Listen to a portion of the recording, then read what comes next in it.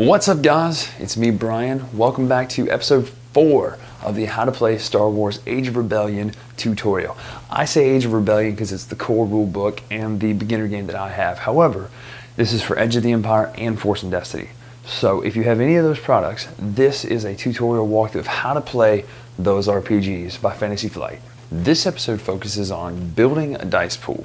As we all know, that's how you play the game. You build a dice pool, you roll it up, you take the good, you subtract the bad, then you see what we got. So building a dice pool is pretty easy, but it's not as easy as the beginner game. And I was, for some reason, a little bit naive about the difference between the beginner game and the full game when I looked at the character sheet. Because if you have the beginner game, it looks kind of like this. All the dice are laid out for you. 2 greens and a yellow, 2 greens, 3 greens, whatever it is. In my mind, I thought, oh wow, this is great. They've already got it laid out for you for the real game. Didn't think about the fact that that was a pre-built character with pre-picked skills. This is what the character sheet looks like for the real game, or the full game, I should say, out of the core rulebook. Much different. There are no dice listed. There's just a number and a career skill and your rank. So, building a dice pool, how do you get that dice pool to resemble something like it looks like in the beginner game, or to know what you need to roll to see what you do for a success check, to a successful skill check. So, for instance, let's take astrogation. Astrogation, if you look on the character sheet, it says INT in parentheses next to it. That means it has to do with the intellect characteristic. This is important because you have to know which characteristic you use to get your dice pool. Here's how it works. You look at your intellect number. For my character is a 3. 1, 2, 3. You look at the rank in astrogation, which my character is a 1.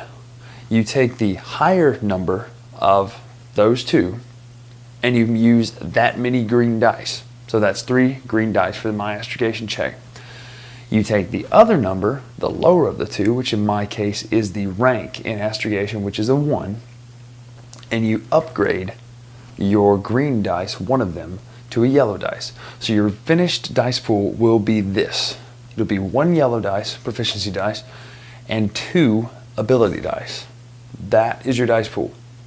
Now, you have to determine the difficulty before it's finished. So let's say it's a simple difficulty check. You would take 1 purple difficulty dice, add it into the mix, roll them up, throw them out there, and see how you do. That is how you build a dice pool. In a nutshell, again, you take the 2 numbers. You take the higher of the 2 numbers and you use that many green dice. You take the lower of the 2 numbers and you change that many green dice into yellow dice. So if you've got a rank of 4 in a skill and you have a intellect of 3, you don't do it the other way around. You don't take the intellect number and then upgrade 4 dice. Obviously that doesn't work. You take the higher, which is your rank. So you've got a 4, it's 4 green dice.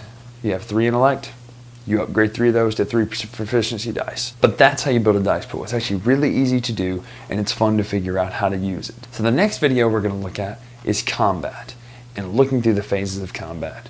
Check us out for more videos next time.